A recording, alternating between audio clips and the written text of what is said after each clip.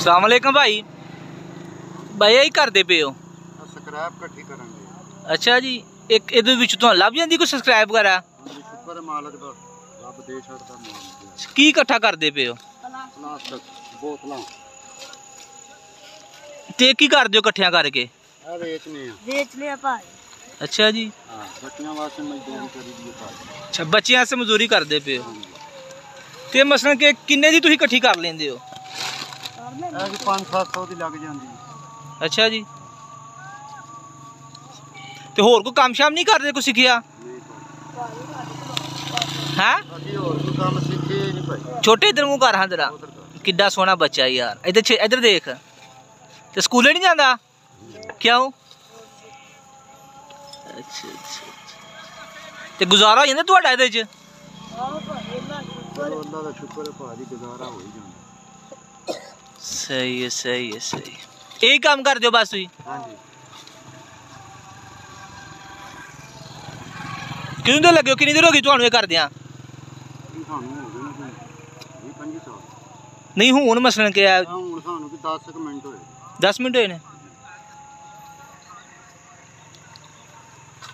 ਇਸ ਵਾਲੇ ਦੇ ਨਾਲ ਕੋਈ?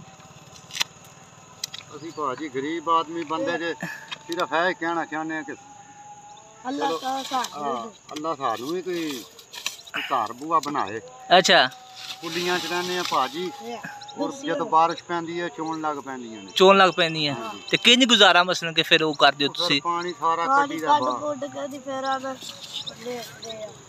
ਅੱਛਾ ਅੱਛਾ। ਤੇ ਤੇਰਾ ਸਕੂਲ ਜਾਣ ਦਾ ਦਿਲ ਕਰਦਾ?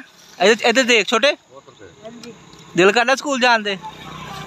ਹੈ ਕਿਉਂ ਨਹੀਂ ਕਰਦਾ? ਤੂੰ ਨਹੀਂ ਜਾਂਦਾ ਪੜ੍ਹੇ? ਮੈਂ ਬੋਲ ਗੱਲ ਕਰ। ਮੈਂ ਬਚਪਨ ਤੋਂ ਨਹੀਂ ਜਾਂਦਾ। ਨਹੀਂ ਤੇ ਵੇਖ ਕੇ ਦਿਲ ਨਹੀਂ ਕਰਦਾ ਬੱਚਿਆਂ ਨੂੰ ਵੇਖ ਕੇ? ਭਾਜੀ ਸਕੂਲ ਭਾਜੀ ਇੱਕ ਦੋ ਵਾਰੀ ਭੇਜਿਆ। ਅੱਛਾ। ਇਹ ਅੱਗੋਂ ਮੁੰਡੇ ਸਾਡੇ ਨੇ ਵਾਰਾ ਫਿਰਦੇ ਰਹਿੰਦੇ। ਅੱਛਾ। ਉਹਨਾਂ ਨਾਲ ਵੇਖੀ ਇਹ ਵੀ ਨਹੀਂ ਜਾਂਦਾ। ਅੱਛਾ ਅੱਛਾ ਅੱਛਾ। ਉਹ ਬੱਚੀ ਇੱਕ ਮੇਰੀ ਛੋਟੀ ਆ ਤੇ ਤੋਂ ਉਹ ਵਿਚਾਰੀ ਜਾਂਦੀ ਹੈ। ਇਹ ਨਹੀਂ ਜਾਂਦਾ। ਉਸ ਤੋਂ ਦੋ ਨੇ ਛੋਟੇ ਤੇ ਉਹਨਾਂ ਨੂੰ ਬੜਾ ਚਾਅ ਜਾਂਦਾ। अस्सलाम वालेकुम दोस्तों, एक तरफ हम इतना कुछ होने के बावजूद हम एक रोना रोते हैं यार, महंगाई बहुत है, हमारा गुजारा नहीं हो रहा है, ऐसा हो रहा है वैसा हो रहा है। तो आपने ये देखा कि ये लोग भी एक इस माशरे का हिस्सा है हमारा ये भी, और ये अपनी एक पेट पालने के लिए, अपनी रोज़ी के लिए मसलन कैसे ये मेहनत करते हैं। ये कचरे से मसलन के कुछ ढूंढते हैं तो उसको जो है ना वो फिर कबाड़िए को देते हैं, तो उसका इनको कोई 400-500 रुपया मिलता है, तो जिससे वो ये गुजारा करते हैं।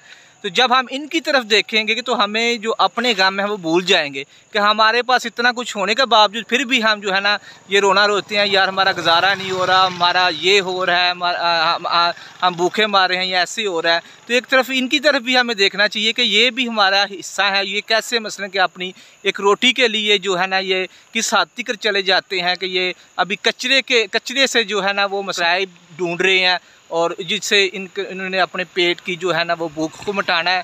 तो हमारी हुकूमत से भी ये दरख्वास्त है इस हवाले से भी कुछ किया जाए यार, को इन गरीबों के लिए भी कुछ पैकेज तैयार किए जाए और इनका कुछ ख्याल किया जाए। तो अल्लाह हाफिज़।